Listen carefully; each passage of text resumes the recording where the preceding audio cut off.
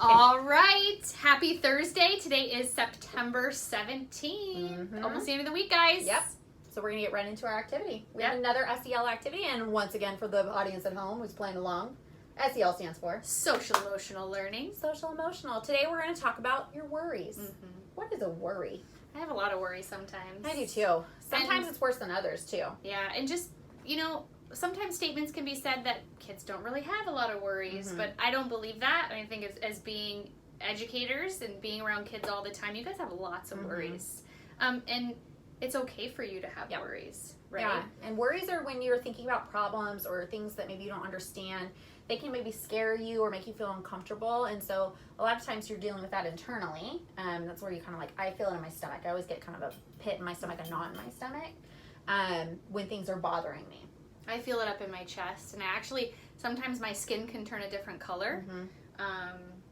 And I can feel lightheaded sometimes. Yeah. It's a real thing to be worrisome. So a lot of times this definitely comes up when we're in stressful situations, like the world around us right now. I know we keep saying that, but it's so true, right? The world around us is kind of crazy right now. Yeah, it could be a worrisome place right now. Yeah, so what we're going to be talking about is the importance of going through a process to identify those worries, because a lot of times what happens is we just worry and worry and worry, and we aren't able to solve all those problems.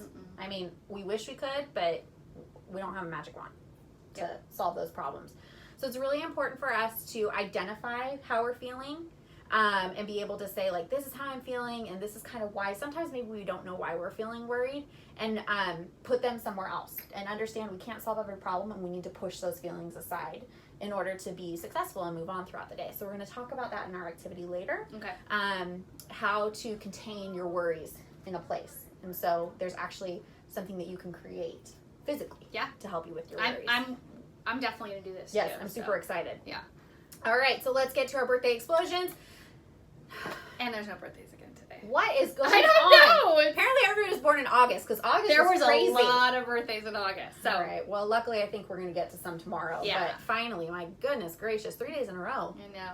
All right, well, I had a morning corny for us, but Miss Belair came in today and told me her own jokes. I'm saving this one. You really sure you know what it is? We'll save that one for next week, because this joke had me rolling. Well, if you're in Miss Jewel's math class, Miss Jewel actually said that I should share it today. You've already heard this, because at Closing Circle during Miss Jewel's class, they were telling jokes, and they let me tell this joke. And actually it was really appropriate, because when I was watching and participating in the classroom, they were doing a math lesson. Yeah. Okay? And I found it very funny. Okay. So, Mrs. Andrews. yes. Why are math books always so sad? This is actually really fitting for our worry. I know! Oh, yeah. I don't know, Miss Belair. Why are math books always so sad? Because they're full of problems. Oh. But bump. It's true. It's true. Sometimes I just feel like if I'm full of worries, I'm just going to call myself a math book. You could, yeah. All right, well, thank you. I will save my morning corny for next week. Because I really like that one, This one's good, too, but it was just it was perfect. We I couldn't know. pass that one up. All right, so, appreciate those math books today.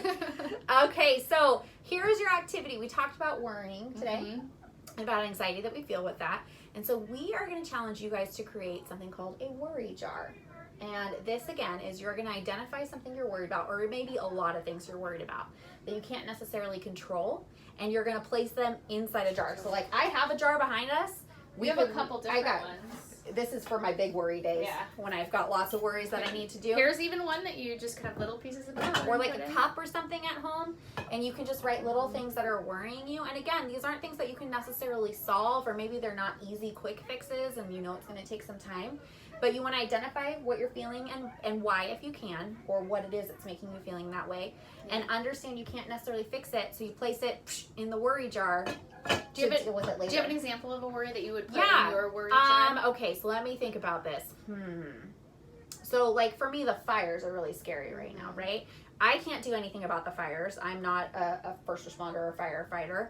And so it's really scary for me to think about all my friends and family that live all around the state, and they're constantly on my mind. So for me, I would write down, worrying about the fires and worrying about everybody's safety.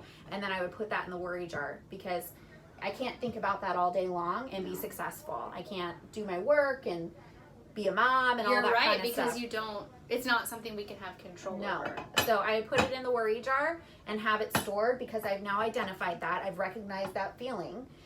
But I also recognize that it needs to go somewhere else so that I can focus on other things throughout the day. Awesome. Yeah. Thanks for sharing. Absolutely. Yeah. So that's something that you guys can do. And if you don't have a jar or a cup to use, you can just draw out a jar on a piece of paper and you can write your worries inside that jar. So we're asking you to do this because we keep talking about stress, but let's talk about ways to deal with it. Mm-hmm. So this is a great way. this is a great way to do it. Getting it off your chest somewhere else so that you can focus on being an awesome kid that we know you are. And once again, send us those pictures of the worry jars, even if it's something you draw and write in. That would be really neat to like hang on your fridge or in your bedroom. Yeah. Send us those pictures if you have your worry jar. And this is a great activity for you to do as a family because we know you're all feeling those different worries. Maybe it's a conversation you can have with your parents. Like, here's what I'm feeling. Mom, Dad, what are you feeling? And then you can all get that on the table and you have a better understanding about how everybody's currently kind of struggling. Yeah. And how to support each other. Yeah, let's talk about those feelings, guys. Yep. Don't push them inside. Don't ignore them. You have to talk about them. You have to do things to help yourself. Yep. So that's your activity for this Thursday. Also included in that, of course, is your gratitude journal. Find something to be grateful for today and express that. See if we get any more songs that come out of it. Yeah, let's share our gratitude journal next week. I think it's a great idea. Yeah. Okay, so So- we're going to do that next week. We're going to find something to write about. You're and going to share it see with you that guys. we're going to have our gratitude journal written down too. So. Yep. Okay, you guys. Well, that is the end of your Thursday morning message, which means it's only one more day until we get to celebrate the weekend. So with that, we want to say, how long, coyotes? 1, 2, 3. Ow! See you tomorrow. Bye.